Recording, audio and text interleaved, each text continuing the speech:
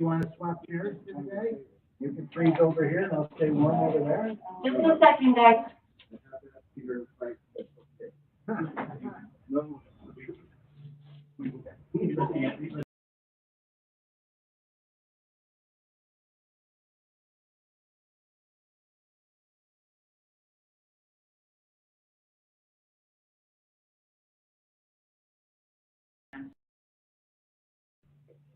Good morning, everybody. Before I call the meeting to order, Dr. Duffy, could you give me the names of your staff people? I think they're in the waiting room. Yes, one of them I see right in front of me. That's Brandon Aldis, so he's already in. The second person would be Rob Palmieri. Okay, great. Thank you. Thank you. All right, good morning, everybody. I'm going to call our personnel meeting to order. Could I have a motion to approve the minutes of the last meeting, please? I'll move it. Thank you, Supervisor Garrity, seconded by Supervisor McGowan. Any changes or comments? Okay, all those in favor, please say aye. Aye. Aye. And Supervisor Conover, I see you on there. That carries. Do I have Supervisor Driscoll? Yes, there he is. Thank you. All right. First up this morning is Dr. Duffy to give us an update from Suny. Great. Thank you, Claudia. And good morning, everyone. It's great to see you all. I am joined today by two of my colleagues, Brandon Aldis, who is our coordinator of career and transfer services for the college. So thank you, Brandon, for joining, as well as Rob Palmieri, who's our vice president for enrollment and student affairs. So because we did want to take an opportunity to update you on some of the initiatives that we think would be aligned with some of the discussion that has already taken place in terms of some co-marketing as well as internship opportunities with the county. So before we turn to that, just a couple updates. The semester continues to go quite smoothly, which we knock on wood every time we say that. We continue to conduct weekly testing to survey the potential of the coronavirus, and I can tell you that we've done almost 4,000 tests since the beginning of the spring semester on February 1st, and have had only one positive case revealed through that testing and a very small count of cases that have occurred in our students and employees. So we're grateful that we've been able to maintain about 25% of our schedule in person, and that will continue throughout the spring. We are planning for fall, of course, and our plan is to be primarily in person in the fall, assuming that the vaccination rollout will speed up and reach more of our community, and expect to be as in person as possible. But we have learned a lot through COVID, and we are planning to have even more opportunities of flexibility for students. So that we really did learn that for some students, learning remotely worked well for them, particularly those who have busy lives and not being able to come to campus more frequently, as well as those who may be more challenged with transportation. But we certainly also know that other students prefer to have in person. So we're trying to learn the lessons that we've learned over the past year to prepare a fall schedule that we believe will be even more flexible for our community. So we're looking forward to that.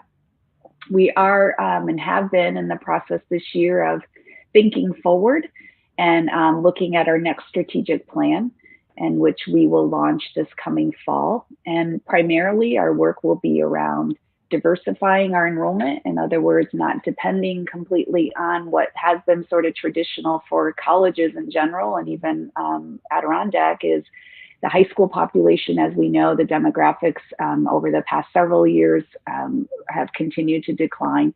And so we want to make sure that we have all different types of enrollment opportunities so that we're not depending on one population or two populations, but really diversifying the enrollment across many different opportunities, which I can share at another time. As I said, we learned a lot through COVID, and we're going to continue to look at new ways to innovate both what happens in the classroom through our programs and services. And we have some great opportunity to leverage technology, but also to think differently about how the college meets its community's needs. And of course, workforce development. How do we continue to be a good partner, especially with the county and our community and our economic development folks to ensure that our programs meet the needs of the community and our businesses. So those are kind of the three big ones that we expect to be revealed in our strategic plan going forward. And in the spirit of workforce development, we will soon be announcing publicly, but it was announced through some press releases that in the last couple of days, but we were recipients of a $200,000 Department of Labor grant that will allow us to do some IT short-term types of certification training starting this summer. So our workforce development continuing ed department will be working on rolling out those IT types of opportunities to support, of course, a growing and continue to grow career path. So those are some of the highlights, and I'm happy to answer any questions about those before we move on to the second topic. Are there any questions from the committee members?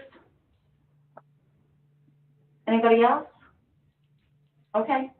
The second thing I know you have on your list is supporting our efforts in advocating for state funding. The governor's budget did indicate that if the state did receive the $6 billion of unrestricted funds from the federal government, that the reduction in state aid to community colleges would be less than what we had been told for the past 6 months, as well as projecting, which would be great news for the college. And if that happened, that would mean that the per FTE rate funding model that we were trying to move away from, but it's what's in the governor's budget right now, would be restored to this year's budgeted FTE amount. So it really is flat, and it's really not flat funding, because if our enrollment projection is accurate, we are at least projecting that we might have another decline in enrollment in the fall just based on the numbers this year. So although the FTE amount would be flat, it would result in an additional loss of revenue for the college based on enrollment, because that's why we wanted to get away from an enrollment-based funding model. If you recall, a year ago, 2 years ago, we were talking a lot about working with the state to create a different funding model that acknowledges the fact that our costs are the same whether we have 3,000 students, 3,500 students, 2,500 students. You still have those general operating costs. So to work towards what we were calling a floor, in other words, a predictable, stable funding model that we could plan for, would be much more sustainable for community colleges than this sort of up and down relation that we have with enrollment, when our fixed costs really don't change that much. We were successful in getting the floor the year before, and then of course COVID hit and everything has changed. So we appreciate what the governor has in the budget. It's really the first time in a while that even SUNY and higher education funding was even mentioned in the governor's budget. However, we would like a path forward, and when the timing is right, to restart those conversations about a new stable funding formula for community colleges going forward. As you know, and as I've reported previously, the most impact of any sector on higher education has been at community colleges across the nation throughout this pandemic. Our most vulnerable students have been hit the hardest, not only from the virus, but also have stopped out of education. And the path forward is really to support community colleges to be able to bring those students back, because we know that in many cases, students' opportunities will be greater if they pursue some sort of post-secondary education. And we're prepared to do that, but we need the support enabled in order to do so. So we appreciate any support from the county to advocate to the state as the legislature continues to look at the budget, and particularly if funding does become available through the federal government, in particular this next bill that's being discussed, that there's an opportunity to increase the support for community colleges even as soon as next fall, if that's feasible. So we appreciate Supervisor Bramer for bringing this to your attention, and would appreciate the support. And then my final two, if it's okay, and I'm assuming that we can talk just briefly about internships, because one of the ways that we can also be supportive of our community and our business community in particular, and even our government community, is how do we get more students engaged in some sort of career exposure while they're completing their degree with us. And one of those opportunities has been to consider, even in government agencies, I think sometimes even students don't realize that there is a career path in government. And so we wanted to, if it's okay with you, Supervisor Bramer, if I could allow Brandon to just give a very brief on how internships work at the college and how we would be able to extend those opportunities to the various county offices that are, a big part of our economy in the area. So if that's okay, Supervisor Bramer, can I? Absolutely. We're looking forward to hearing about it. Great. All right, Brandon, you're on. Well, good morning, everybody. Thank you so much. I'm so excited to be here this morning. SUNY Adirondack, SUNY Adirondack has come a long way in the internships that we're able to offer our students. And whereas COVID has had sort of a negative impact in a lot of ways, we found some of those silver linings in other areas as well. We've had students do some internships that they may not have had access to otherwise. We currently have a student doing an internship remotely through a company she was very passionate about in California. So it's been a really cool opportunity to be able to build those relationships. And we've been able to build a lot of relationships with our local businesses as well, and really working to get our students involved in our community so that hopefully they stay as contributing members of our community. One of the largest areas we're struggling to find internships right now, especially during the pandemic, that I think that the county could help with is IT and cybersecurity. We have a lot of students who really want to stay in the area and want some really cool jobs in that industry. It's just been a little bit harder to find those opportunities with the current pandemic and finding businesses that are willing to allow those students, because that really is one of those hands-on jobs that they need to be in person to do. Our process has been very much streamlined in the last year. We have a very quick articulation agreement, affiliation agreement that we work with businesses to fill out, and really just goes over the responsibilities of the business as well as the college. Just saying, hey, business, we don't expect you to drive our students back and forth, that sort of thing, and just really lays out sort of what an internship is. The best way to get started on an internship is to really reach out to me so that we can get that ball rolling. Our highest priority is to make sure that everybody knows what they're getting into. And so we just want businesses to know that we're here to support them if they're looking for an intern. And we want our students to know what opportunities are out there for them. So by starting with us, we can get that articulation agreement going, we can get that on file, and then we can promote that opportunity to our students and faculty members to take advantage of. We'll be very honest, we always have more opportunities than we have students to fill, but we're constantly working on that and showing our students the breadth of opportunity around them and the value of a hands-on experience. So that's really the high level, and I'm happy to answer any questions that anybody has. Supervisor Merlino? Thank you, Mr. Chairman. I'd like to ask Brandon the telephone number that he could be reached at. I own the Lamplight Inn Bed and Breakfast, and I'd like to question him about some help. Okay. Absolutely. That's a great question. I probably should have found a way to work that into my little spiel. My phone number is 518-681. Oh, no, that ain't going with it. 5613, and I'll put that in the chat to everybody. Could you repeat it one more time, please?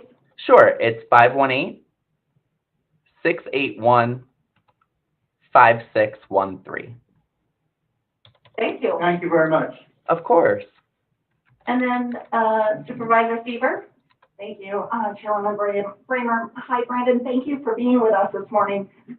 Internships in our county have gone back a long ways, and some informal arrangements and some formal.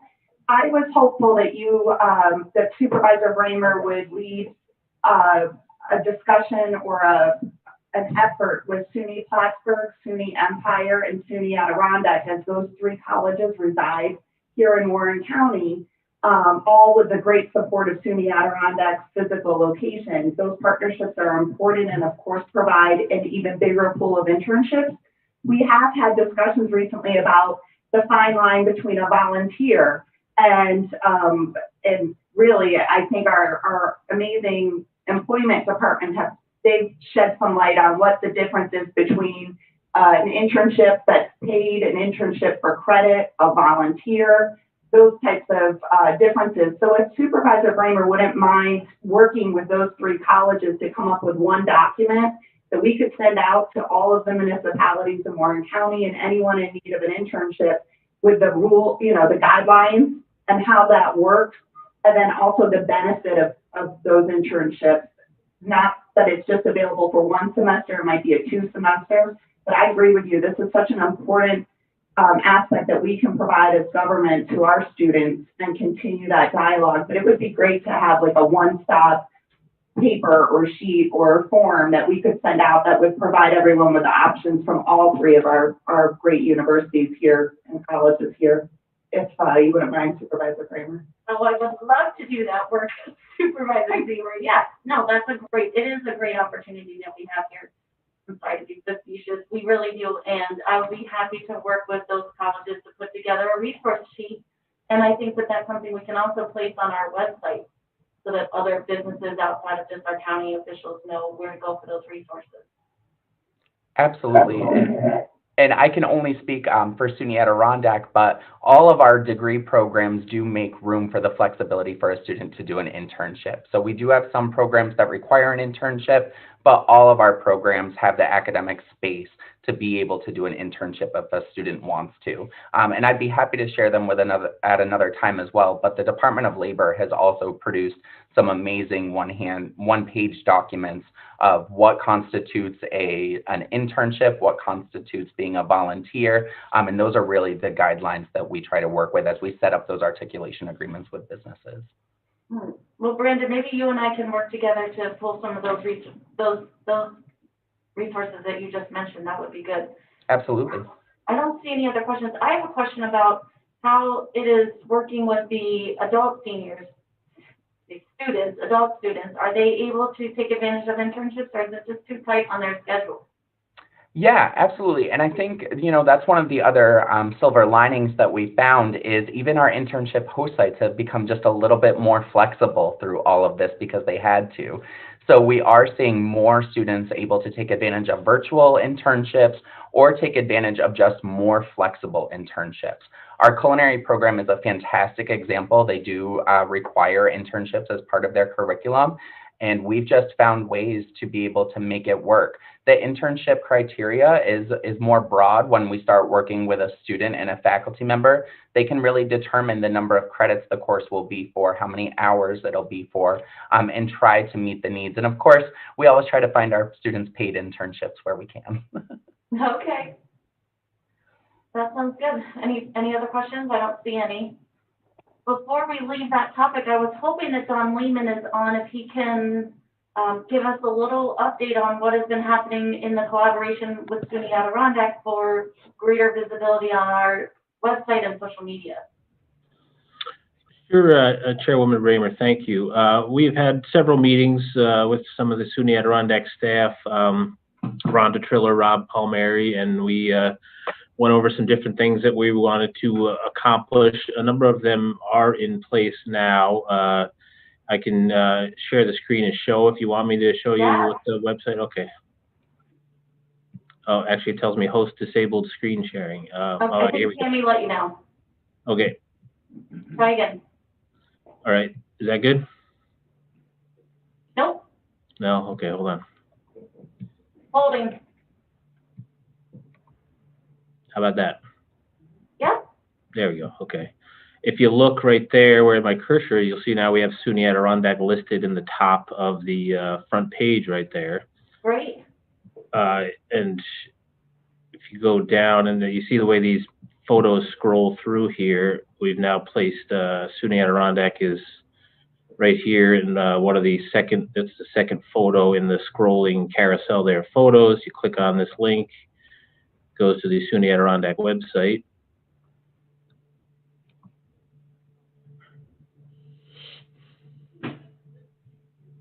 Oh, I get too far. As does this one up here. This tab goes right to the SUNY Adirondack website.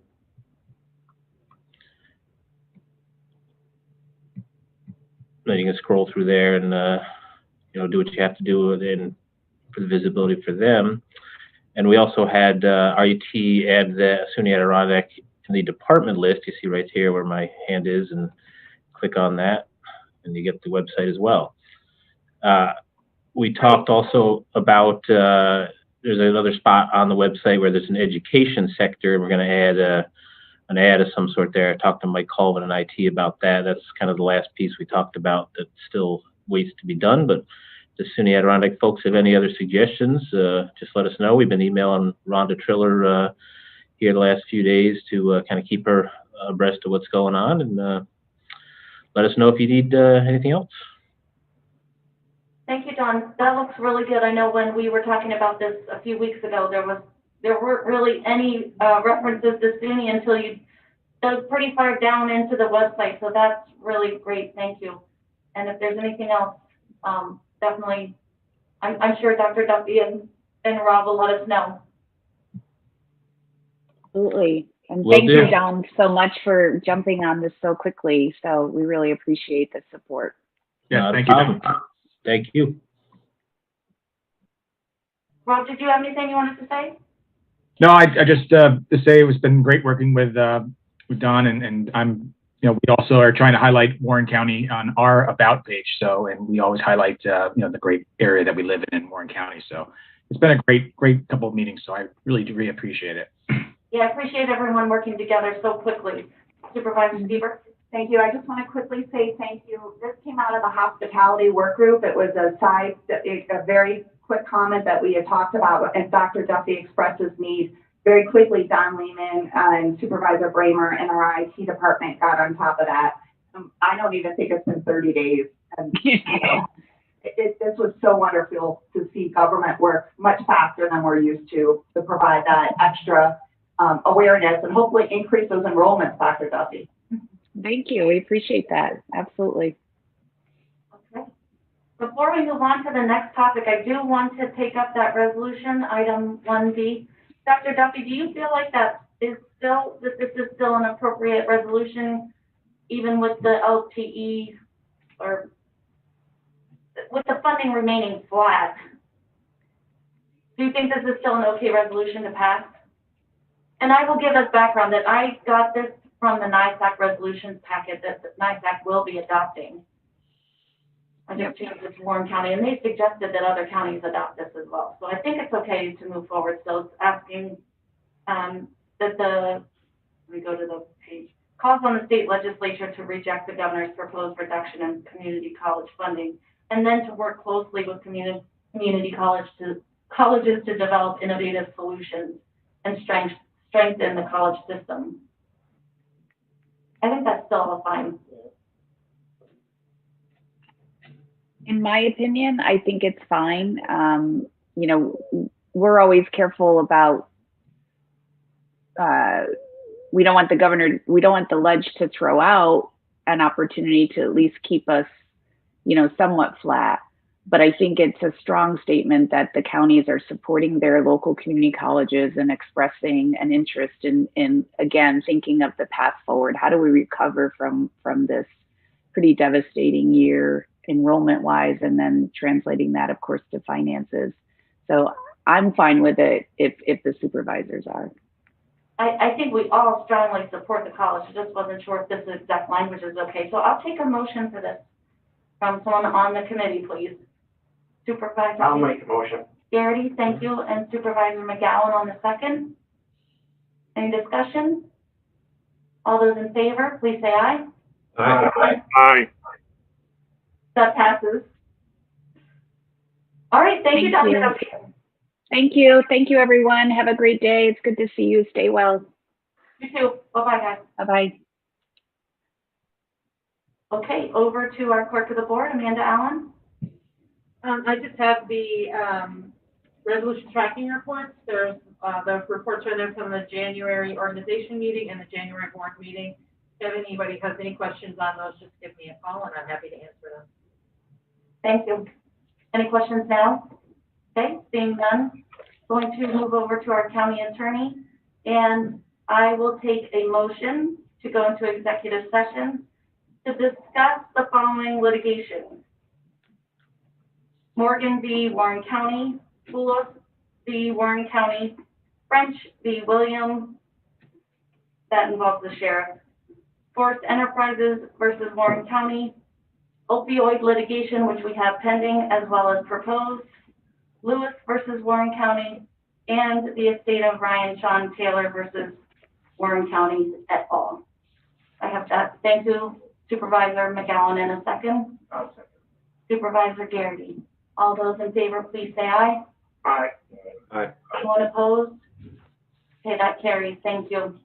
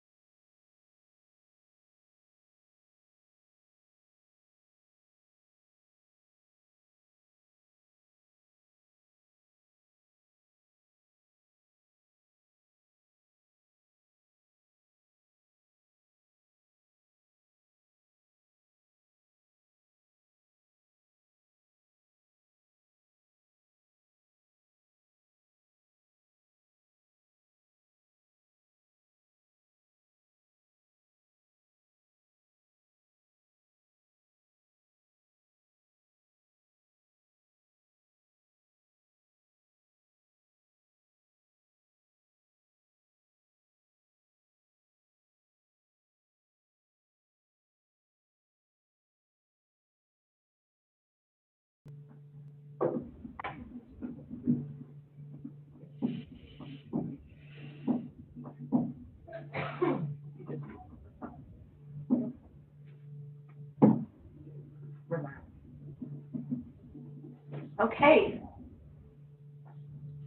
We are live, back in our public session.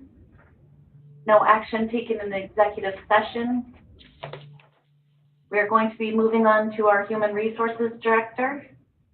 If she is available and can speak to us, there we go. Go ahead, Jackie.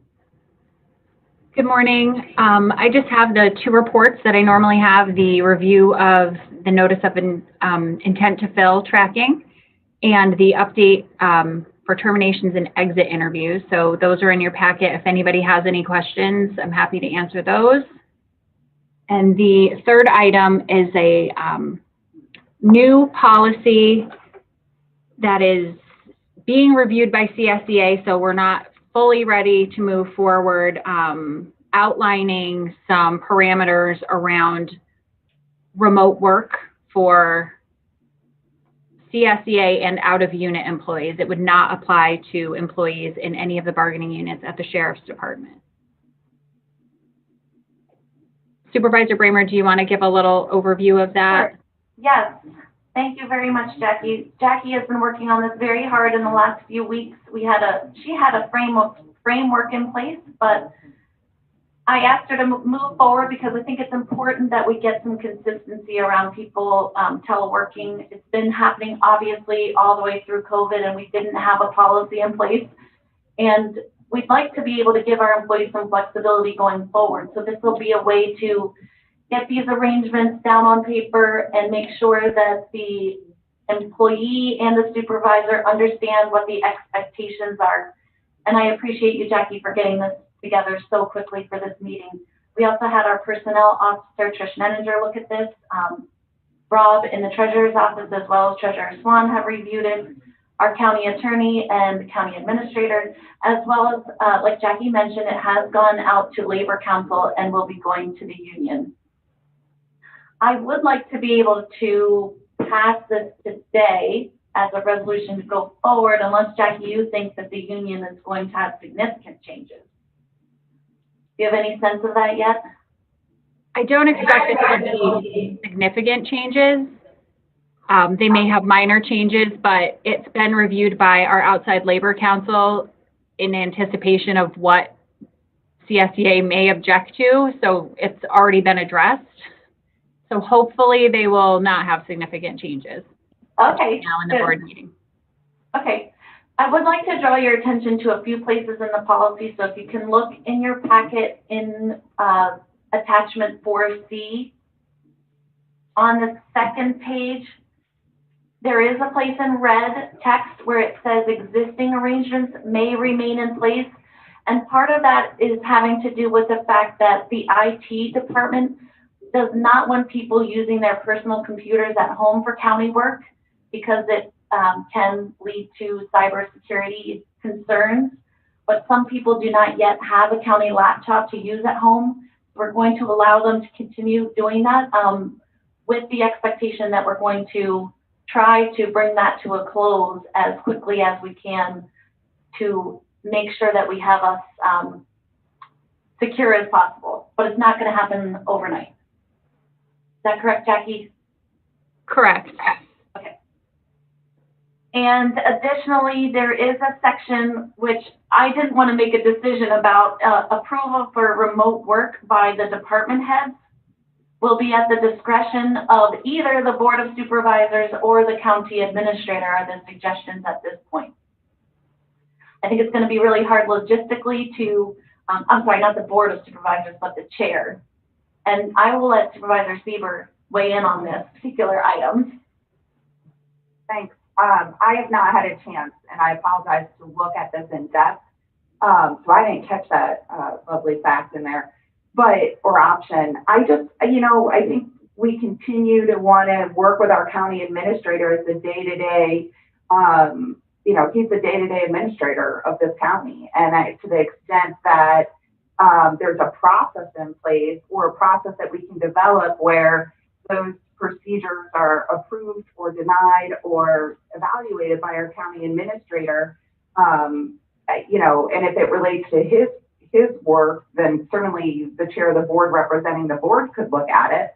But I know we do have positions that are appointed by the full board, but I think we want to recognize or maybe even take a look at that local law talking about the county administrator. But as far as I'm concerned, he's our expert here that has his finger on the pulse of the day-to-day operations. So, I mean, if you want to, you know, table this for a month and continue to talk about that, that's fine. But if you want to move forward with it, I would just be cautious about having any chair. I don't know how Frank or Kevin or Ron would have felt about that, but working from home requires, you know, there's going to be a lot of approval pieces. Mm-hmm. If your suggestion is to leave it with the county administrator, that's something the committee can certainly indicate. Supervisor Conover and then Supervisor Gary. Yeah, I'm very reluctant. I'm very reluctant to transfer the executive powers of the Board of Supervisors to delegate that to any one supervisor, regardless of their title. Now, if you wanted language in there, I suppose, in the absence of the county administrator, and you wanted to move it to the deputy or some part of our administrative structure, that I could support. But the delegation of powers that belong solely to the Board of Supervisors to any one supervisor, I think is, I'm not even sure it's legal, but even if it was legal, I think it's very unwise. Thank you. Supervisor Gary? No, I just think we need to revisit the 2017 resolution where we stripped our administrator, much of his administrative duties, and revamp that along with this. I would suggest that the administrator knows the work of the people better than any one of us. So I definitely want to leave it with the county administrator, and I'll be working on looking at the old resolution we did in 2017 and trying to fix some of the things I think we erred in 2017 doing. So, yeah, I would think county the county administrator should make the determination, and if he has a problem in the past, they always reach out to the chairman of the board. That's the way it's always worked around. Supervisor McGowan? Yeah, I don't know how I feel about this one. You know, that's a huge responsibility on, you know, on Ryan, and you know, I'd like to at least be able to see a list of, you know, the determination of who's going to work at home and who is not going to work at home. And I would like to probably see an evaluation report of, you know, what is being done and how they justify not having a person here under supervision. You know, there's pros and cons. You know, I worked for myself for a long time, but I know what I have to do, and I got to push to do what I have to do to make the money. Some of those people need a little bit more guidance, but not that Ryan couldn't do that and handle that job personally. But you know, I would like to at least be able to see, you know, a list and to see some performance records if this is the case that people are going to stay to work at home. Supervisor Wild? Madam Chair, thank you for the opportunity to weigh in on this. I've spent probably half my professional career with the ability to work from home. I've also managed people that work from home. My suggestion is leave it to their management team because they know what's expected and they know whether they're getting their job done or not. Having this elevated up to the Board of Supervisors or one supervisor to me doesn't make any sense because you're not close enough to be able to make that determination in terms of whether they're being effective in getting their job done.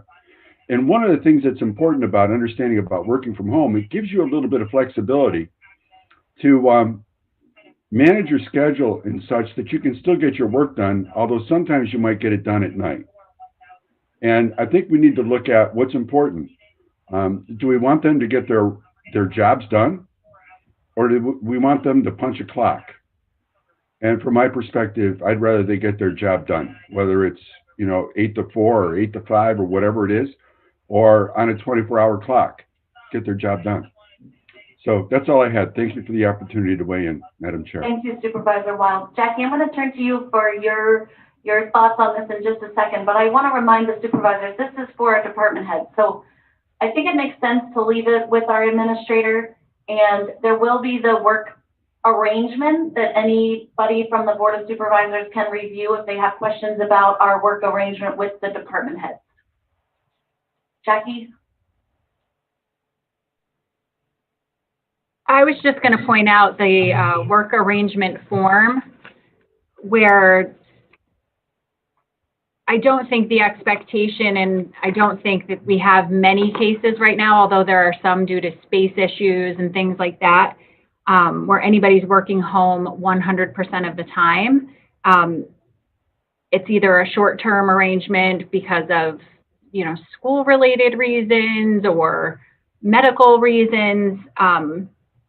So if you review the agreement and the form, we do put some parameters around it about what the expectations are and what's required as far as communication and checking in. So I think we've done a good job in addressing concerns that have come up kind of through this period where we launched right into it out of necessity. And now that we've had time to see how it's working and review the process, I think we've addressed a lot of the issues and concerns that people have had. I agree, Jackie. Thank you. Supervisor Garrity, before you go, I'm going to make a note that I am editing page 2 to scratch out Chair of the Board of Supervisors, and it will be that highlighted language that says County Administrator. We'll sign off on the department head's work arrangement. Go ahead, Supervisor. I just have one question. Maybe do any of our remote employees interact directly with the public from their remote locations, or is it just doing the work that's involved that comes back to the county? I mean, because I would be concerned, you know, you heard all the horror stories about these Zoom meetings and when somebody interacts. I just want to make sure, is the public interacting at home with our employees, or is it just employees working at home and bringing their work back into the county fold? Jackie, can you answer that? Did you hear the question? I think I heard the question. I can answer it for my department. I know that we return phone calls and forward our phones to cell phones.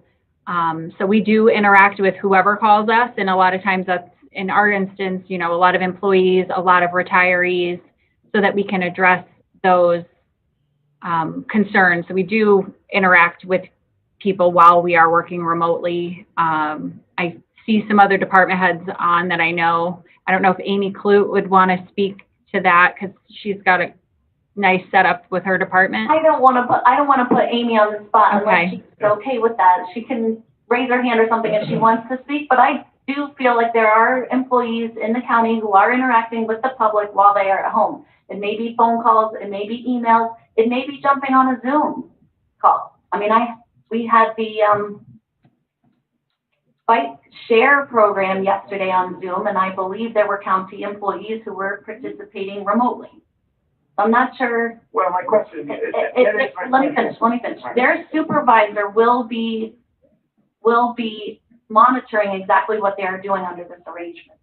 Right. I'm just asking, how does it work, and have we had any complaints from the public dealing with people not in the building? I don't think it's so much about that. I think that the policy, though, sets out that our intention is for people who work at the county to be in the county as much as possible. We want, you know, we're here to just for unusual circumstances. Not only unusual, or, you know, I don't want to say it's only for emergencies, but it will be in more limited circumstances. Attorney Castan, I know you had your hand up. I answered now. Okay. Can I speak to that? My view on it would be not to have a culture where, oh, Friday is my remote work day. No, I don't think that that's what we're going for here. I think what we're going for is if there are circumstances under which you can do at least what you would normally do, but preferably more from home. I think that's what we're trying to make provision for. Okay. Thank you. Did you want to say something, Treasurer Swan, or are you good? Okay. All right, with the change that I already mentioned, could I have a motion to move this forward? I'll move it forward. Thank you, Supervisor Garrity. Second by Supervisor Driscoll. Any discussion from committee members? Just one more question. Yes, Supervisor Conover. Yeah, more to Kevin. Kevin, you've negotiated most of the agreements that we have. Is this going to be something that's going to be part of our future negotiations going forward, do you think? Well, you know, I don't know. Supervisor Garrity, go ahead. I'm just speechless. I don't know at this time if it will come up, but it's something that the negotiating and the labor team will have to discuss. I'm sure when the union gets back to Jackie about their feelings on it, we may get an idea if they want to talk about it in the future. And I'm sure that if there are major problems, Jackie can let us know before we get to the full board meeting, and we can take this back to committee if we need to. Yeah, I mean, on its face, Madam Chairwoman, on its face, I don't have a problem with it. It appears to have the support of the county administrator, and I'm good with that. I'm just want to be careful relative to our unions and in our negotiation process, but apparently that's a bit of an unknown at this stage, if I'm hearing Supervisor Garrity correctly. But then again, we are in the middle of a COVID, and who knows what we have out in front of us. So right. We are still in the pandemic, and frankly, we probably should have had this on the books last year. Well, you know, when this hit the fan and we started working remotely, but it's okay. We're getting it there now, and if we need to make changes, we can. But I think that most will support this. Most in the, you know, the employees. Go ahead, Supervisor Connolly. yeah, that brings us to the functional question: is the authority to be able to withdraw in whole or in part any part of this exclusively rests with the board, and that all parties that are reviewing this recognize that, or does it become a more complicated negotiatory situation? That was my fundamental question. If we're reserving all of the rights as an employer to withhold in whole or in part any feature of this, then that really satisfies my my core concern. Thank you. Yes, that's my understanding as well. Jackie, go ahead. I was just going to say that we reserve the right to withdraw it as a whole and on an individual case-by-case basis. Not all jobs are conducive to working from home, so it's being left to the department head to make that determination for the staff in their department, and then with Ryan for the department head. So, and even if you enter into a remote work arrangement, it can be withdrawn at any time. And there's language in here, you can be recalled to the building in the middle of the day for an emergency. So we've, I think, addressed all of those concerns. Good. Right, there were some things happening. Guys, can I go ask you two to go out in the hallway if you're going to talk? Supervisor Sieber? I did not make that request. I am just simply, yes. You know, due to the hard work of our public health department and everything we're seeing with the vaccination rollout, you know, I understand we're coming hopefully to the end of a pandemic, not being in the middle of it. And perhaps while it could be our most challenging, we're talking about remote work as circumstances would require it, not as an automatic. And to the extent that we can reopen our doors to the public, which is what our taxpayers, they want services available to them. And, you know, I know we keep having these executive orders for emergencies to close and limit accessibility into our buildings, but I do think very soon we need to really take a hard look at this and determine when other counties have reopened their doors. When are we going to do that? What's that number looking like? We're working on the vaccines. This is not an automatic for any employee to have it, but there are pros and cons and lessons learned from our experiences during COVID, just like Zooming and YouTube Live and all of this great dialogue. So I would support this so long as it's not an automatic. It is going to be reviewed by our county administrator. And to the extent that there's questions or concerns with that, as your chair for this year, he can certainly talk with me at any time, because there are duties that are required by your chair, obviously, versus your entire board, and that communication is clearly free-flowing between members of our board. So, let's start talking about how we're going to open up the doors back to our community in a safe and responsible manner. Absolutely. I agree with you wholeheartedly, and nothing about this is going to change that discussion in my mind, that we need to get the county back open. And we have a motion and a second. I'm going to call the question. All those in favor, please say aye. Aye. Opposed? Okay, that carries. Thank you.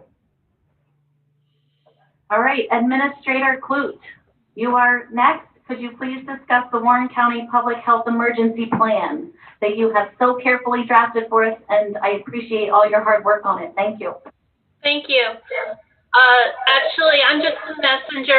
There was a work group that put this together. The resolution before you today is to approve the Public Health Emergency Plan for our county. It was attached to your agenda. As I mentioned, it was drafted by a work group that included emergency services, human resources, county administrator, county attorney, my office, and of course, Chairwoman Sieber. Additionally, as the law states, the plan was shared with all the unions and the comments are noted in our files. The plan was developed in accord with the New York State labor law and education laws that were amended last fall. And that requires public employers to adopt a plan for operations in the event of a declared public health emergency involving a communicable disease. The plan includes the identification of essential positions, facilitation of remote work for non-essential positions, provision of personal protective equipment, and protocols for supporting contact tracing. The plan was drafted using a template that was given to us by both NISAC and our safety consultant, Needham Risk Management. The essential functions and essential positions tables were actually just copied from the continuity of operations plan that we already have in existence. And although the position information is listed in the plan, it's important to note there's a line above that that reads, a determination of essential functions and essential personnel will be based as the current needs and that emergency. So our goal when drafting this plan was to meet the requirements of the law while providing a plan that was both practical and allowed fluidity for the event at the time. So essential personnel on site is very much dependent upon the emergency as it occurs.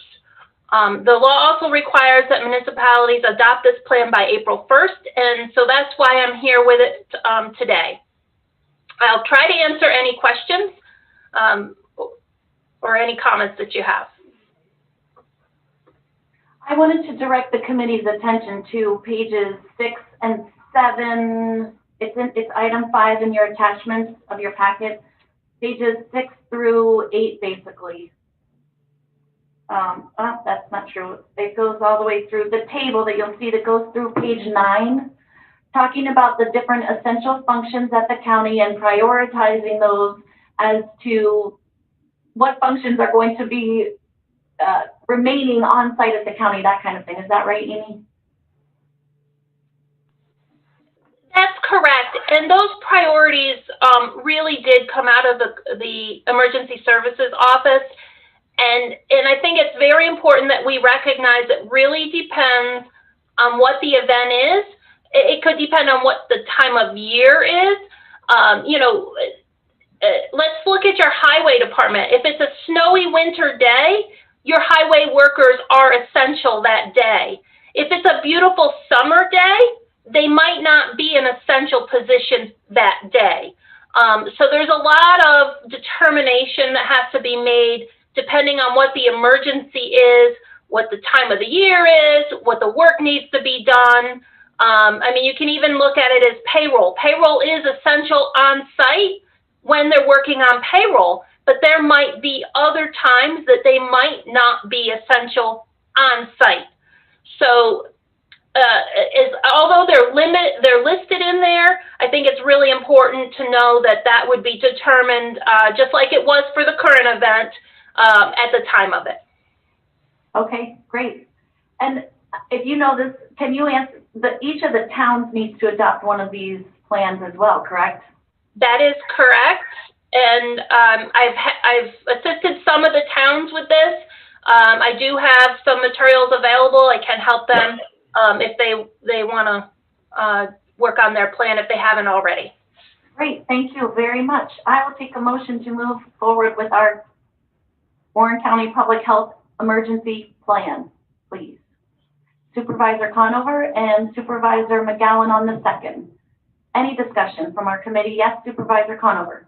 Yes, Amy, I just would like to thank you and your team for the outreach and the assistance in helping the municipalities also comply with this requirement. It's very much appreciated. Thank you.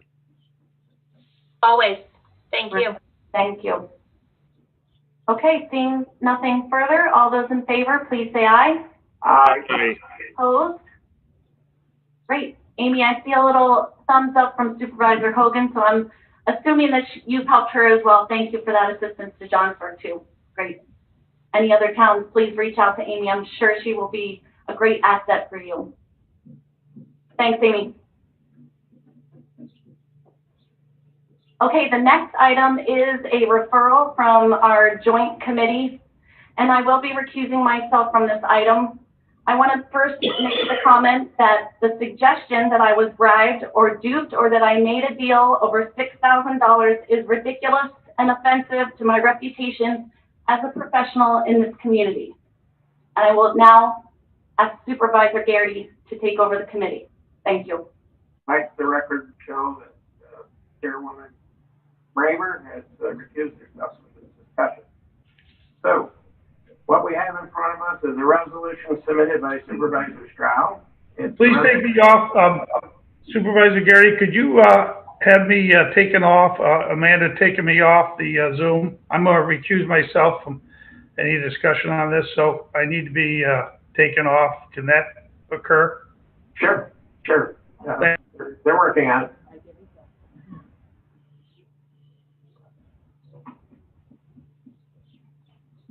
Good. We're good? Okay. We have a resolution submitted by Supervisor Stroud, resolution to eliminate the positions of majority leader and minority leader and the compensation appropriated for the leaders of those positions. Okay, so that's what we have in front of us. Discussion on members of the Personnel Committee. Probably you guys don't have to point them out to me. Supervisor Conover. Thank you, Chairman Garrity.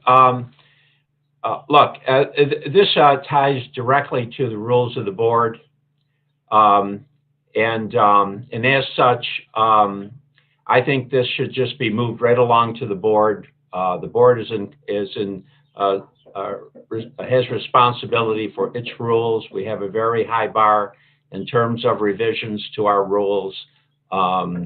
And so my recommendation is that this just be approved and move right to our board. It doesn't mean that you have to vote yes at the board level. You vote your conscience just like everyone else. But I think any amendment or change to the rules of the board should go directly to the board. And that would be my recommendation relative to today. The other thing is that this is the third committee that this is in front of. And really, in being in front of personnel, it's really, personnel is really dealing with one small part of what's happening here. And if one assumes, for example, that the broader policy question has already been addressed in one of the other two committees that this has been in front of, then personnel is simply acting on the deletion of or the change in the organizational structure. If you don't believe that, then what you're saying is that we have to have a third committee weighed in to make the committee judgment relative to policy. And I think that multiple committee kind of thing, I think there should be one committee that has jurisdiction relative to certain matters. My understanding too of it, correct me if I'm wrong, but this is going to move itself along to finance as well. And so what I say is, let's send this to the board. Let the board control its own rules. Thank you. Excuse me, are you making that a form of motion? I would make that motion, sure. Okay. Do we have a second on that motion? Do we have a second? No second? I'll second it, Craig here. Are you not on the committee, Craig, are you? Oh, you're right. It's only to be sorry. the, personnel. committee. So we have Ron's motion, we have no second, let's have discussion. Any discussion from, Point of personnel order, committee people? just point of order. Alan? Yes, thank you. I'm, I've stated this in the past, you know, it's two words, a majority and a minority. And the way it was set up, how we were paying our people in finance, you know, budget and that before, comes to find out that we really couldn't do that. So by creating these two positions, we're able to pay our personnel and our, finance officer, which made it legal. To me, it's just two words, all right? I don't see any advantage or strength that this pulls. And, you know, we've discussed this, like I said, for the third time in a different committee. And I don't understand the reasoning of this. I think this is, you know, in my opinion, it's a bullying of our chairperson or trying to do the right thing for asking for 45 days. And it started off from day one. And I'm really, you know, it offends me that we have, you know, some of the people on the board still doing this on a daily basis. So, I personally think if we're going to make an issue of this and bring it to the board, which eventually has to go, but, you know, I'm just not, I don't understand what is the importance of two words. Supervisor McGowan, can I answer why we're doing it here? It's because procedurally, we have to take it to the personnel committee first. Well, no, I understand why we're doing it here. Because I didn't want it to go to the board. It had to be done to a committee, which is, you know, part of our rules of the board. So, you know, what I'm asking for is why we just can't get along right now and just work together. Things are going smooth, and we got a couple that are just, you know, pushing the envelope. So. Okay, thank you. Let's not get personal. Any, Supervisor Driscoll, any comments? You're on the committee. Yep. Like Supervisor McGowan, I've had concerns or issues with the titles. When I was on the city council for 8 years, I worked with Supervisor Diamond. I didn't work for Supervisor Diamond any days. All of our base salaries on the county board are the same. I recognize that there's certainly additional duties and responsibilities that come with these two positions. My, I guess, pet peeve is the semantics of the titles of the position, which to some people in the public, and I haven't received any comments from constituents of mine. They've had other issues that they are concerned about and discuss with me. The majority and minority leaders hasn't been one of those. I don't see the reason why we couldn't bring it to the full board. But again, I've just confused myself personally with the laws, with the determination of being able to provide additional pay for the work that these two individuals are performing. I don't dispute that. What I dispute, I guess, or have confusion about is the actual titles that, to me, send mixed messages to the public. Thank you. So, hold on, we'll have discussion. I want to do procedure. We have a motion that was made by Supervisor Conover to move this to the full board. Excuse me. Ben, are you seconding that motion or not? I will second it if you can tell me if it doesn't get, if I don't second it, where do we go from here? It doesn't go anywhere. Okay.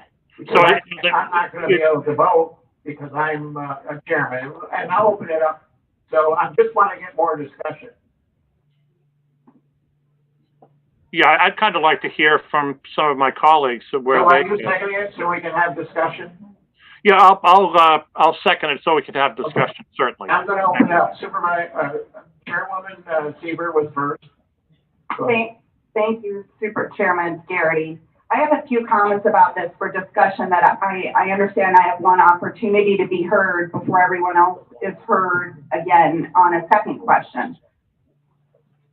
As it relates to the resolution that's in front of you today, it does not state who supported this resolution, who wrote it. I was told during our last joint meeting that this was drafted by Supervisor Leggett and Supervisor Stroud. That was put on the record. Item 6 does not say who it is introduced by, which is very unlike all of our other resolutions that are in front of you. This is now a document on our website, our government website. This is something that is before you to consider today, and it is personally and professionally offensive to me. Here are the reasons why. I've been told since I started on this board in 2014 by Supervisor Conover that all things go through personnel and finance. I've come to learn that not everything does, but anything involving deleting a position, adding a position, anything involving personnel and finance subsequently for $6,000. There's a dollar amount here. If it was $1, we'd be talking about it at finance. There's a checks and balances of everything that goes through from one committee that leads to another. There are emergent situations that we talk about. I assume the side chatter that's going on that you probably can hear is talking about the fact it probably does have to go through personnel and finance. But that being said,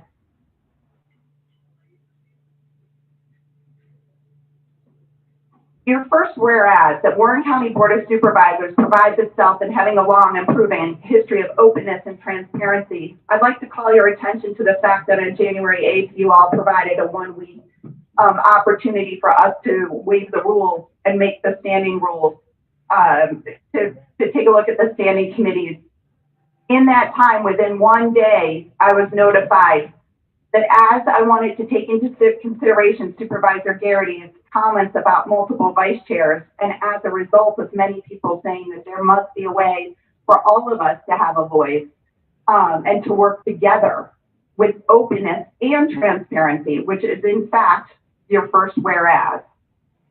I spent hours and hours with members of this board. I called every single member. I emailed all of you multiple times. I did not receive a phone call back from one supervisor, from Supervisor Stroud, who is apparently sponsoring this resolution as well. I spoke at great length with Supervisor Leggett multiple times that week to not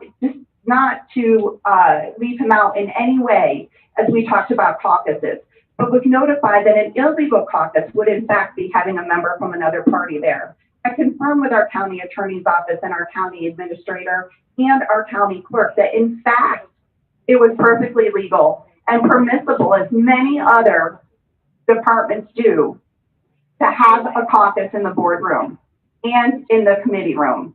All members were afforded an opportunity to talk with each other.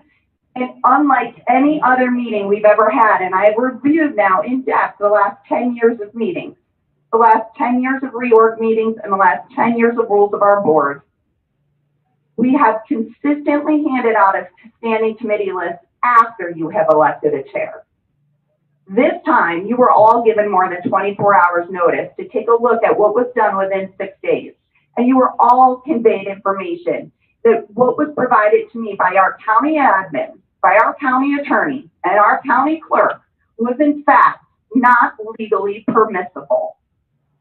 Because of the 1995 law or decision made by the board back then for various reasons, and I am sure with very good intent, it did not go through a proposition process to pay a vice chair or a finance chair. And at that time, it was finance with personnel. When it came to my attention that we could not proceed with something that was unauthorized, or as we want to call it, not in accordance with the law, I decided not to move forward in that path. I am sure, and in talking with Chairman Thomas, he was never provided that information because the questions were not asked previously that year to him about how to continue to compensate multiple vice chairs. That was not something he was looking at that time. I'd have to wonder if that was ever talked about during our 2018 board meetings when we did separate the personnel chair from the finance chair. That was under Supervisor Conover as chair of the board. There were some open discussions on the record during that time. Regardless, when it was left up to me to whether continue to follow the law or not, I will always say we are going to follow the law. And it is in that spirit that all of you are notified, provided with copies of, and also confirmed in writing with 3 top officials in our county. So when you write in a resolution that you are all considering passing today, that this was created without the consultation of the Board of Supervisors and without due consideration of appropriate committees, that is not factual. When you go on to say there is no document that describes the mission of these positions, I would call all of your attention to the state law.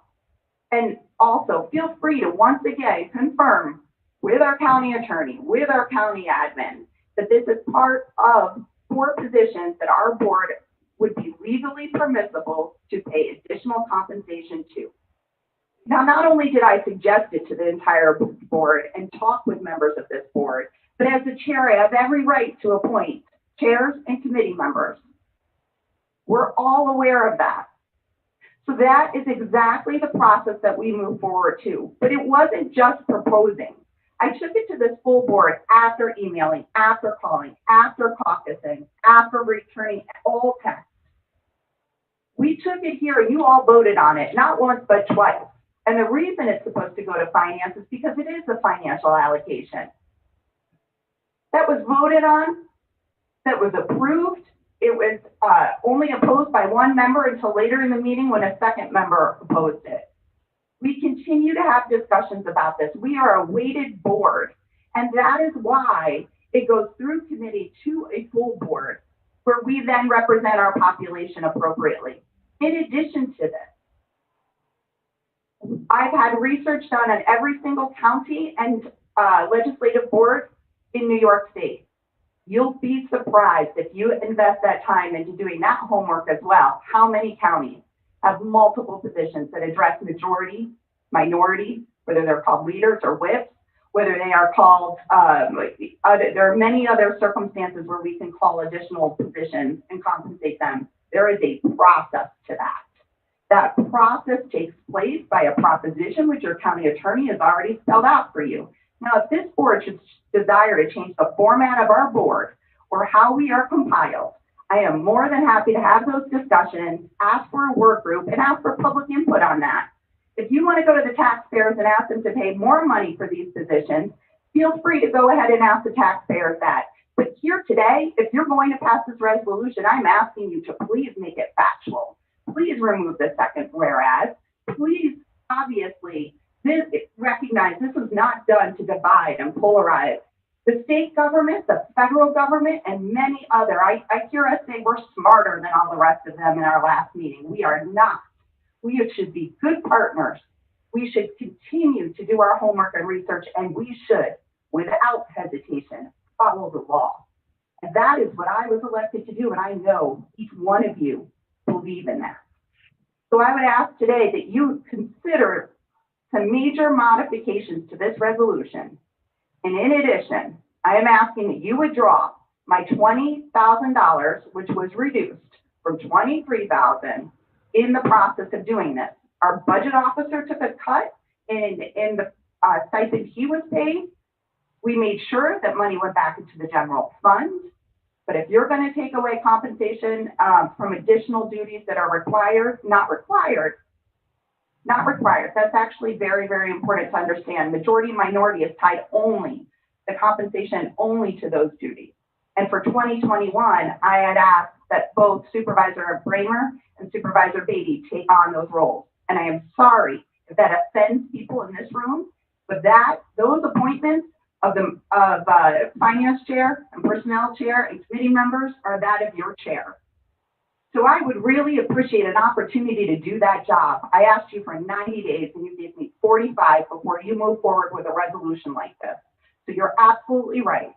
It is time that we actually do what you are calling for, and that is openness and transparency. That is working in unity. That is the exact goal that is before you, that continues to be before you, that I continue to ask you to engage in.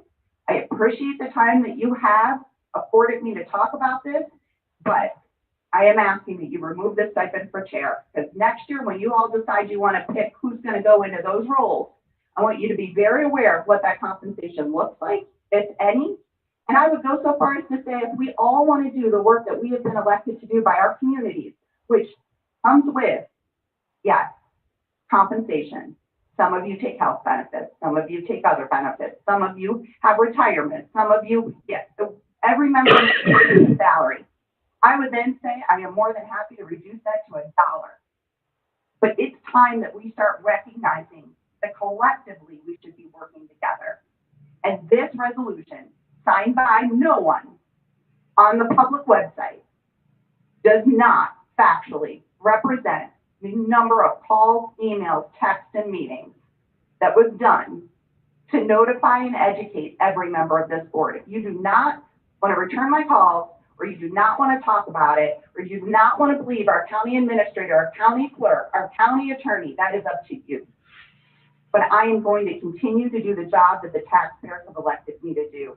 And once again, it is an honor and a privilege to serve as your chairwoman this year for 2021.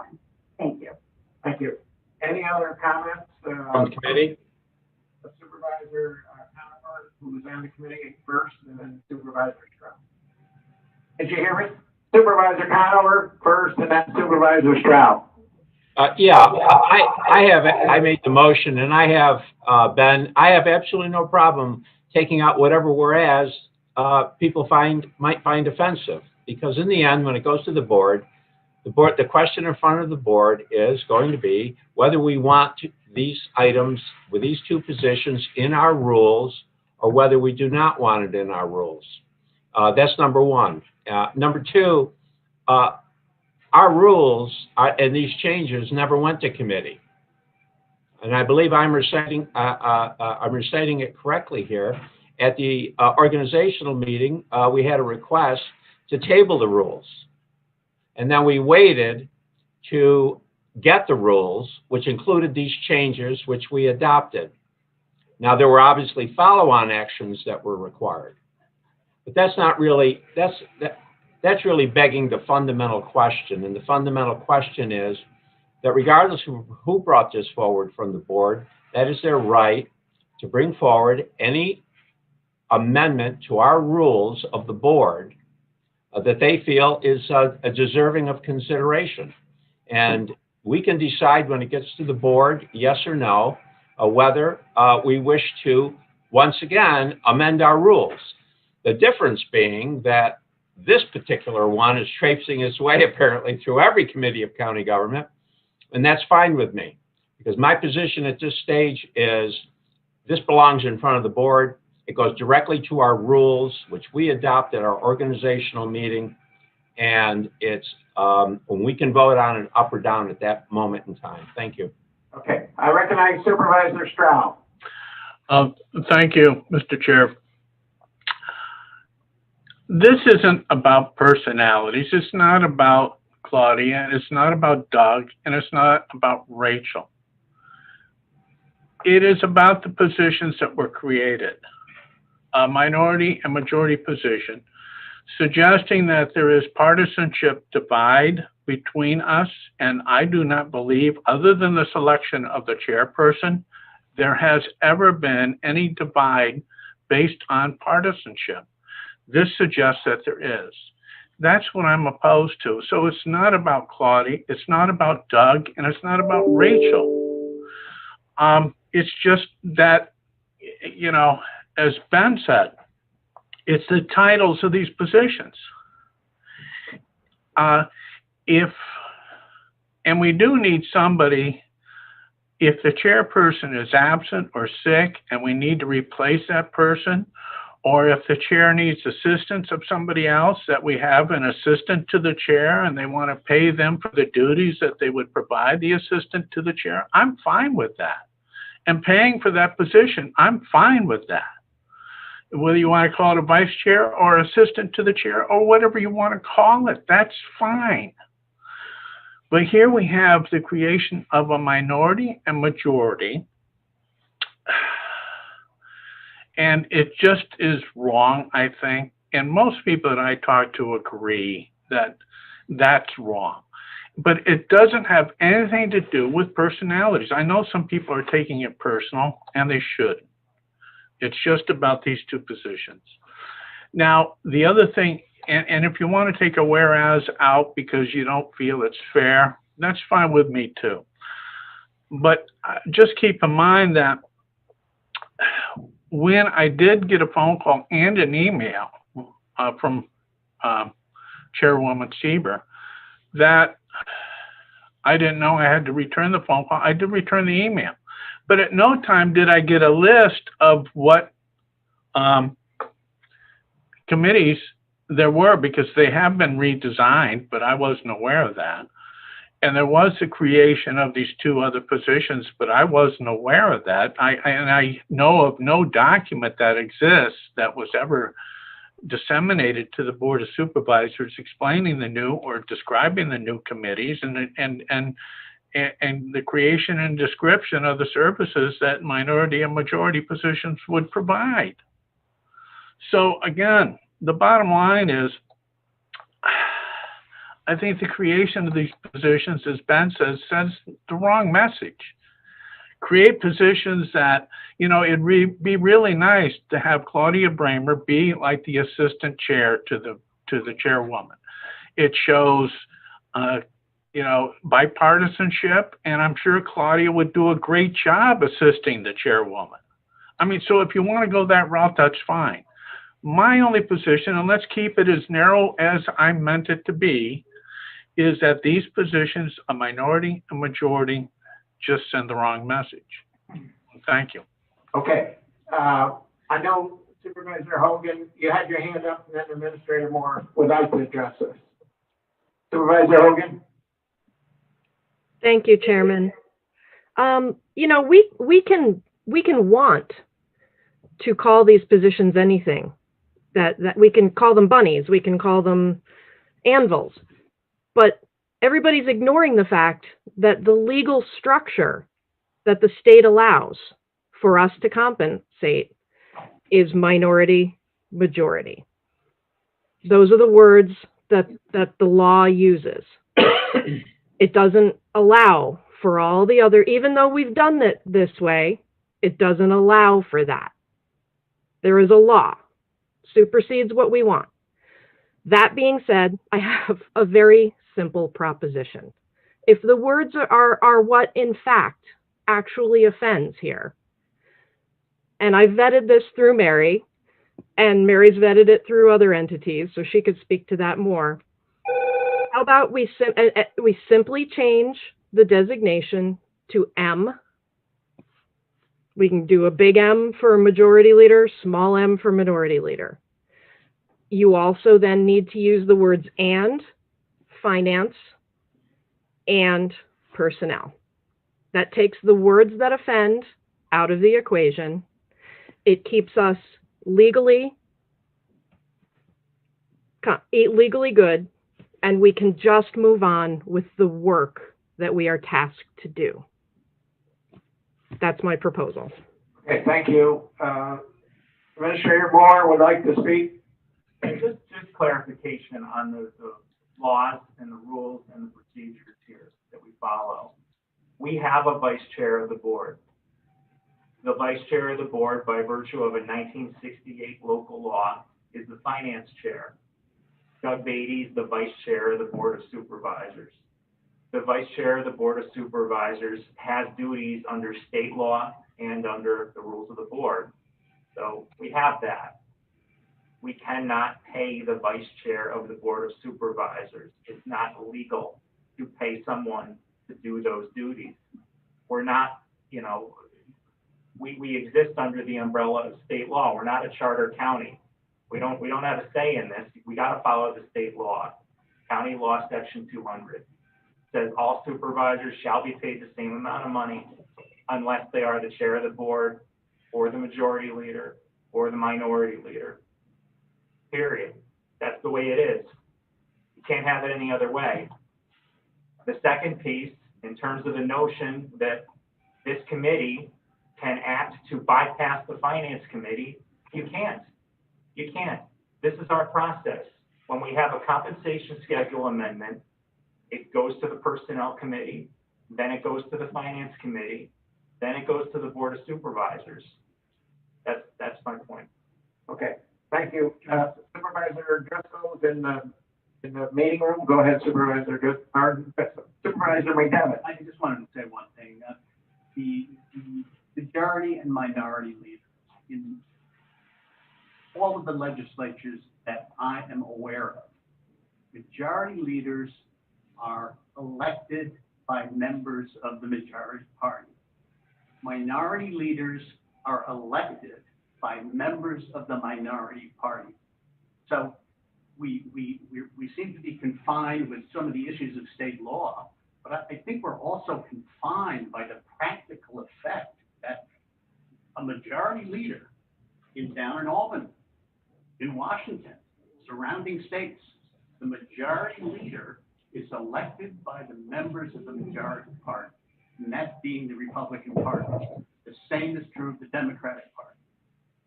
In my opinion, and this is why I have a problem with it, is that the members of each caucus should elect the majority and minority members of the party. But and then say one last thing. I see nothing wrong with having the full board of supervisors vote on this. We're making like this is a highly unusual, almost undemocratic process. This is indeed democracy in action. Let the full board vote on it. What's wrong with that? Thank you. Supervisor Conover, did you have anything to add? Go ahead, Supervisor Conover. Sorry. Yeah, I mean, let's to try to create some decorum here. Look, the responsibility on this situation belongs on all of us. It really does, because we have rules that were adopted each year, and then once we adopt those rules, and those are rules that have been tried and tested for many, many years. And if we had adopted our rules, then this particular item, as an amendment to the rules, would have had to work through the process, right? We would have been able to consider it as a deliberative body. We would have been able to consider everything that's being brought up now. And so the mistake, if you want to call it that, was that we tabled the rules, the adoption, and then in the follow-on meeting, we adopted the rules as amended. And I'll stand corrected on that, but I do believe that's what happened here.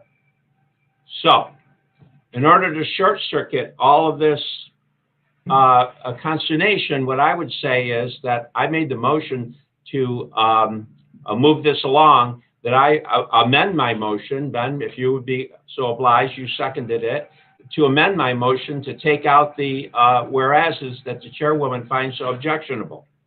But move the question along to the board, because it is a board question relating to our own rules. Thank you. Okay, so we have a motion by Supervisor Conover to move the resolution, striking out the second whereas of the resolution. We have a second by Supervisor Driscoll. Is he okay with that? Yep. Yes, he is. Okay. It wasn't just that one whereas, it's a point of order. He thinks the one where I had an objection, there's more than one. Do you concur all her objections? The chairwoman's objections, all the whereases? Yes, I'm not, whatever objections that the chairwoman has to any of the whereases can be taken out, because my sole interest is to have the board act on the rules of the board, and that not any five-person committee decide the rules of the board. The rules of the board should be decided by the board at large. Thank you. Okay. Supervisor Driscoll, will you second that motion? Yes, that's a yes. Now, committee members. Supervisor McGowan, you have anything to discuss before? Yes, I was just wondering, what do we have to do, to call for a caucus of, both parties? As Supervisor McDevitt has asked for, I mean. Whoever is, head of your caucus. Open meeting. Okay, but that has nothing to do with this resolution. And I know Supervisor, Chairwoman Seaver, you had one. Well, I'd like to wrap this up. I understand that, but I think it's going to be a little tough to wrap it up if you'd like to talk about where I object to the different whereases. And I'd also like my amendment to remove the $20,000 stipend if we're going to be removing the other $6,000, which again, I would think is a finance issue. But to Brad's point about caucuses, we can certainly adjourn right now and have caucuses if Mr. McDevitt is so inclined on how they're selected. The law is silent on how the majority and minority are selected. But wait, that can also be clarified by our county admin. But with all due respect here, and to Supervisor Conover's point about the whereases, in 2010 to 2011, that rules of the board were changed without any vote or committee structure and discussion prior to. 2011 to 2012, the same thing occurred. 2012 to 2013, I can do this all day and tell you instances where a chair of the board that got elected by his peers or the prior chair had put in different changes to the rules of the board that never went to committee, FYI. So that idea, that precedent is there just for us to have further discussion about. But my whereases are pretty extensive that I would like to see modified. And I would also like my amendment to remove the chair stipend to be included. I don't know if you expect me to do that right now, which I'm happy to, if you would please afford me 20 minutes. And I will go right ahead and update this to what you're looking to have passed, which my understanding is everyone loves the idea of, well, let's just pay a vice chair or a finance chair. The law doesn't allow it. But if you're so inclined to continue with something, you want to remove these positions, take away the compensations, and take away the compensation for the chair. That's my point. And the whereases are factually incorrect, personally and professionally offensive. And again, we're a board of 20. We should treat each other a little bit more respectfully. It is personal. It is professional. Thank you. Supervisor Conover. Yeah, no, I'm not prepared to amend the motion to provide for the deletion of the reimbursement to the chairperson of the board. If there's someone, including the chairwoman, that wishes to introduce that to the board as an amendment to our rules and as an amendment to our structure, they can introduce that at the appropriate point in the appropriate way. What's in front of us today is the question that was advanced by Supervisor Stroud and Supervisor Leggett. And on that point, I say, let's move it to the board, let's vote it up or down at the board, and let's be done with it. And as far as any requests for any additional changes, those supervisors that think that's a good idea can advance that at the appropriate point in time. Thank you. Okay, I know the county administrator would like to address a couple of issues, and then we're going to ask for a 5-minute adjournment of this committee. If that's legal. A 5-minute recess of this committee after the county attorney makes his comment. Yeah, just to Mr. McDevitt's points earlier, and if there was a third thing that I was going to talk to, but it just escaped my mind. The notion of how the majority leader and the minority leader are selected. the chair of the board is correct. It's not spelled out anywhere in the law. It's for a legislative body to decide for itself. I'll say it's not for me to decide for you. It's for you as the Board of Supervisors to decide, and for your caucuses to decide who you want to lead you. You make that decision. It's not spelled out in law how you have to do that. The second piece is with respect to the notion that a resolution can be brought at any time, regardless of the committee process. Of course it can. We're in committee process right now. This resolution is running its course through the committee process. We ought to follow that process. But any supervisor has a right to bring a resolution that does not go through committee process. So you look to what the rules of the board say on that. The rules of the board say that if a resolution does not go through committee, the rules of the board must be waived. So you waive the rules of the board, and a supervisor can bring something to the Board of Supervisors that didn't pass through committee. That's the process that we have, that we've adopted into the rules of the board.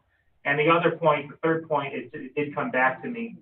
It is true that in the beginning of the year, at times, the chair of the board has amendments that they propose to the rules of the board.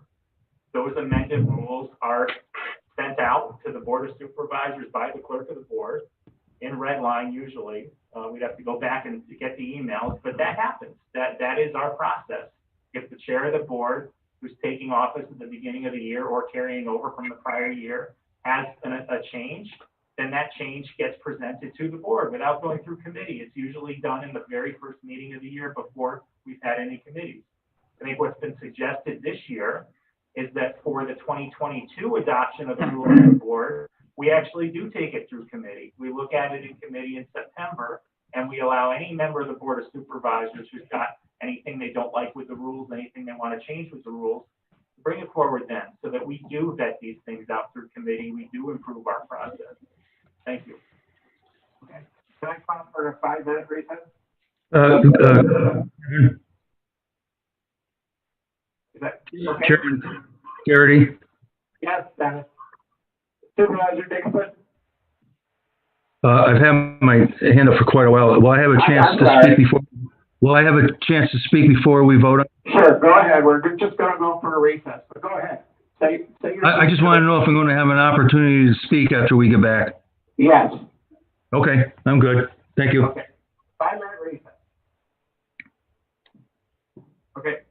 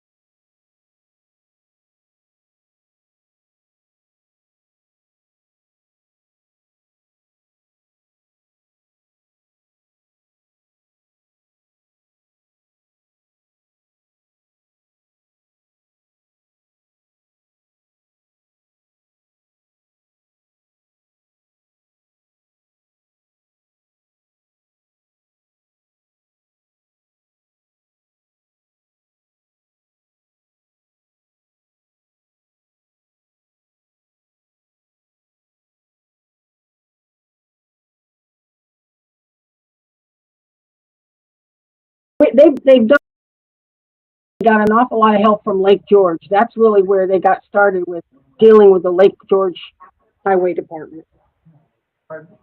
They're really good, and they love that stuff. Did you deal Oh, I know. with- These guys, it's amazing to listen to them talk. They get so excited about it and tell you about this amount and this is, you know, so Oh, I've, yeah. I've been very pleased. No, that's great. I'm glad to hear it. Yeah. You can save a lot of money. Oh, I know. That's what our fellow was in here telling us yesterday, how much we'd saved from like 2018. It's like unbelievable at this point. It is. It's mind-boggling. And we're gonna have to mute you. What do you say? You can't hear me, you? Okay. All right. The Personnel Committee is back in session. I know Supervisor Dickinson, if you would allow me to have the amended resolution read out first, or unless you want to comment before we do that. No, go right ahead, Kevin. When you're done, let me know. Okay. So I'm going to ask Amanda to please read the amended resolution. Please pay attention, everybody. Okay, it says, I just emailed this to everyone too, so you should have it in your email. But it's, whereas the Warren County Board of Supervisors prides itself in having long and proven history of openness and transparency, and whereas County Law Section 200 affords the County Board of Supervisors the ability to utilize the positions of Majority Leader and Minority Leader, which were adopted into the rules of the board on January 15, 2020. I'm sorry, 2021, it should be. Following consultation with the members of the Board of Supervisors by way of telephone calls, email messages, and in-person meetings, and public disclosure of said rules was provided by the clerk of the board.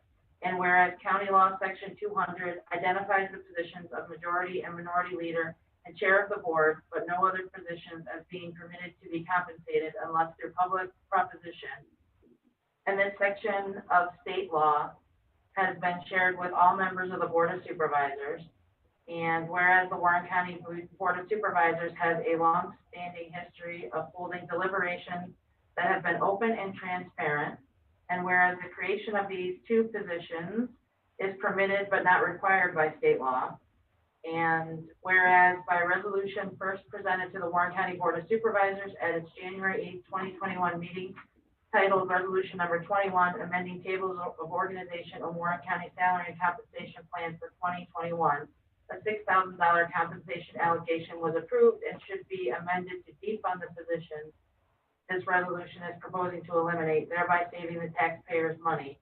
Now, therefore, be it resolved that in consideration of the above premises and for the unification of mind and maintenance of harmony amongst the Warren County Board of Supervisors, be it resolved that the positions of Majority Leader and Minority Leader hereby be eliminated as positions of the Warren County Board of Supervisors. And also, therefore, be it resolved that the resolution passed by the Warren County Board of Supervisors at its January 8, 2021 meeting, identified as Resolution Number 21, amending tables of organization and Warren County Salary and Compensation Plan for 2021, be hereby amended to eliminate the $6,000 compensations for the Majority Leader and the Minority.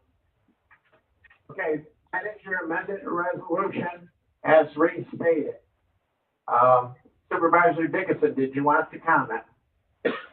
Well, this is a turn of events. I'm going to hold my comment, see what you guys are going to do. Okay, so I will ask the original people who made the motion. I will ask Supervisor Conover, do you want to support putting this resolution up? Yes, sure. Supervisor Driscoll, do you want to second this resolution? Not at this time. Not at this time, okay. Supervisor McGowan, do you want to second this resolution? Not at this time. That being said, the resolution doesn't move forward from the Personnel Committee, correct? There's no second? I can't vote.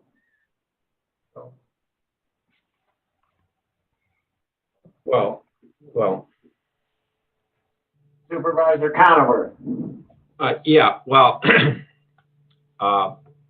there are 4 committee members present or 5? 4. 4. that can vote. Just for the record, just so it's in the record, no, committee members are allowed to vote, and they have the same privileges as the other committee members, and there's been no change in the rules of the board to specify otherwise. But in this instance, even if you were to vote in the affirmative, it would be a tie vote, and the motion would fail. That's correct. So the motion fails. We'll move on to the next item on the agenda.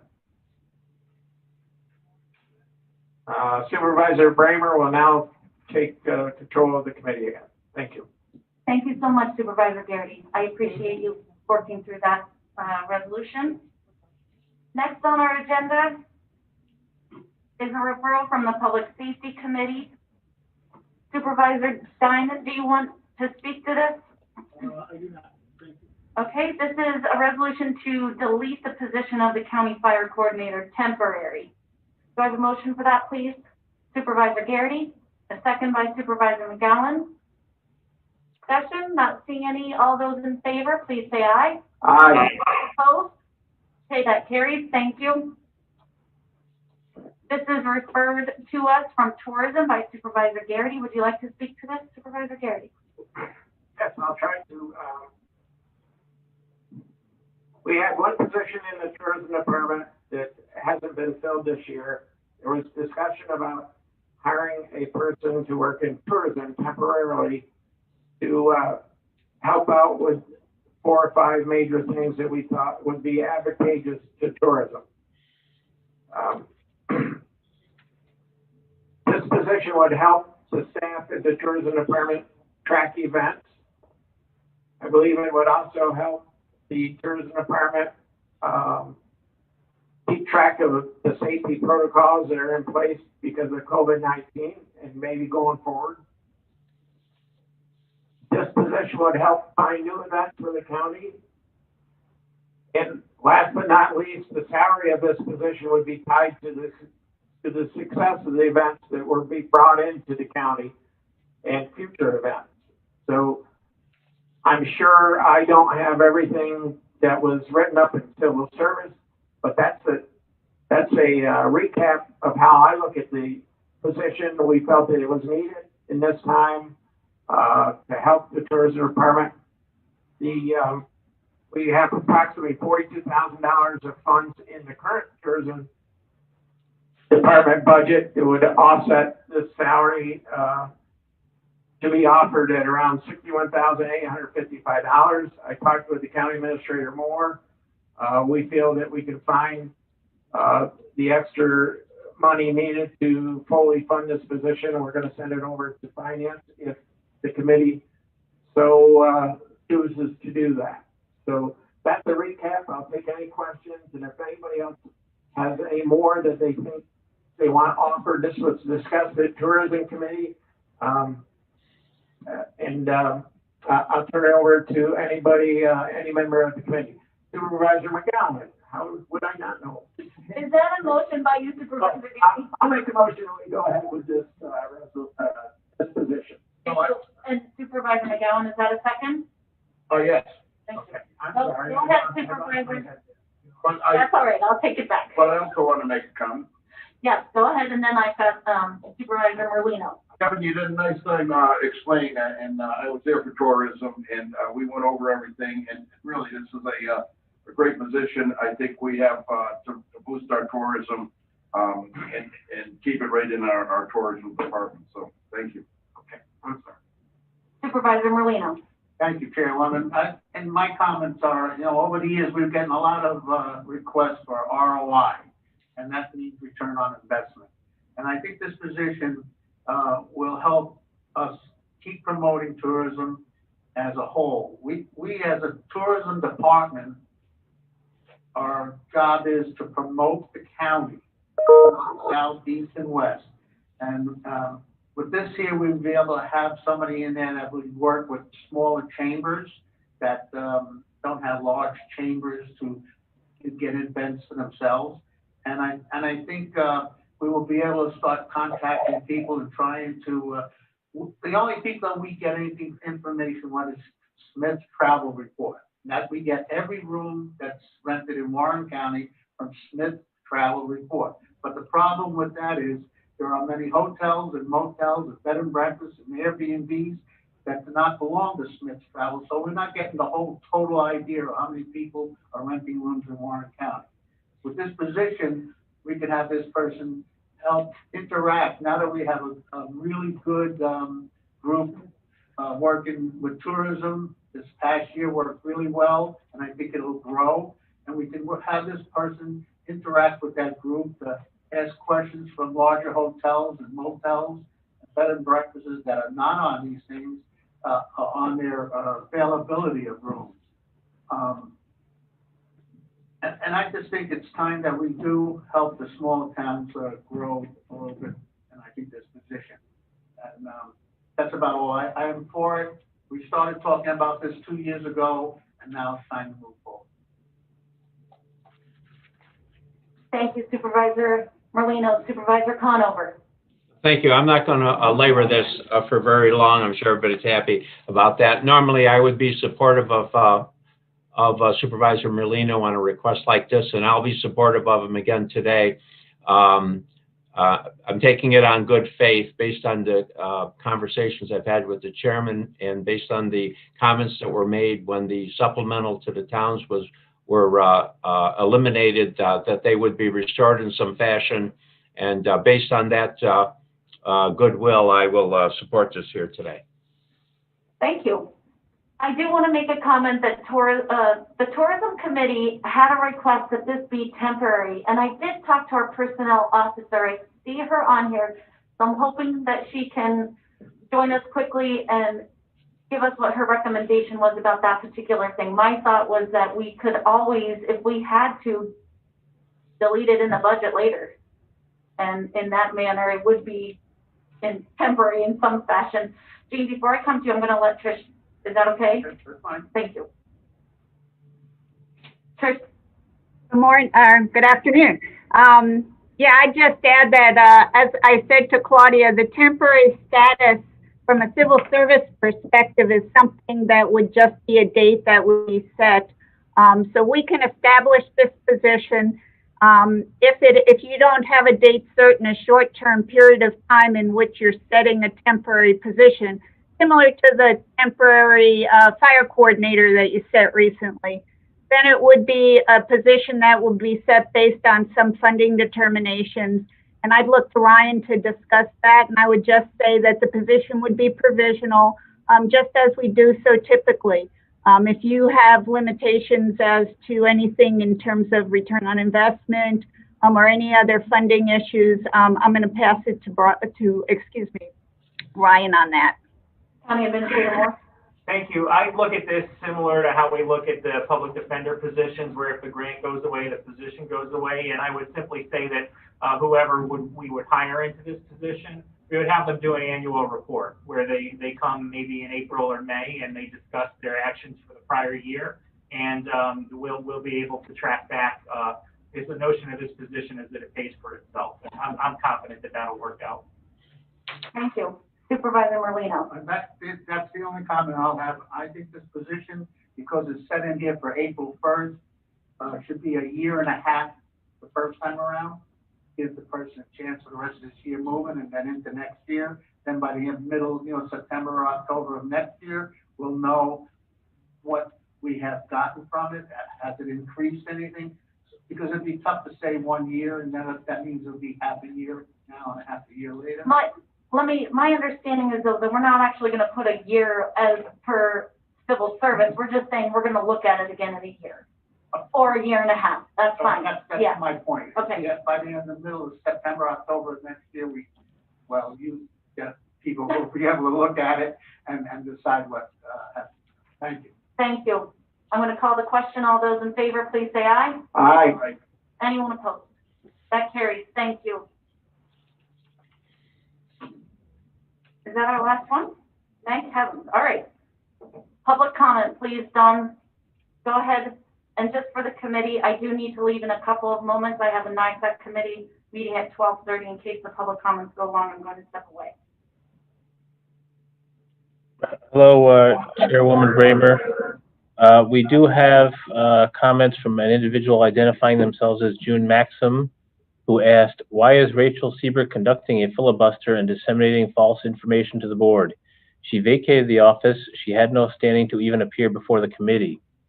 She has no legal standing to even appear before the committee as she vacated the position as a matter of law by failing to comply with County Law 450. She failed to file an undertaking as required within 20 days of January 8th, individual or blanket. And Beatty and Bramer are not legally majority and minority leaders as they have both vacated the office by operation of law per Public Officers Law 30, parentheses 1H, by failing to take and file their oaths of office within 30 days of appointment. Some are insistent that the board was acting illegally. You are now, as Sieber, Beatty, and Bramer, legally vacated the offices they each claimed.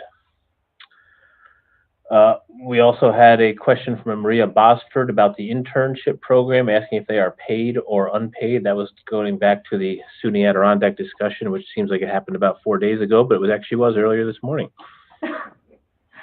Thank you. I am going to step away and have Supervisor Garrity lead this discussion on responses. County Attorney Kassane has a comment, and then on the internships, they are unpaid here at the county. Okay, thank you. Mary, would you like to comment? Sure. So in response to the issue with the undertaking, the county in 1998 passed a resolution, which is a blanket undertaking for the county. So any county official that would have to file an undertaking is, they were taken under that resolution in 1998. So that is taken care of for them. So we do not have to file an undertaking every year. Also, I believe all oaths of office at this point have been and everyone addressed in that comment, the minority leader and majority leader did file their oaths of office, so those are now considered filled positions. Thank you. Any other comments? Any other supervisors, any comments? Motion to adjourn by Supervisor McGowan, second by, well, he raised his hand. Supervisor Conover. Thank you. Sorry. Thank you.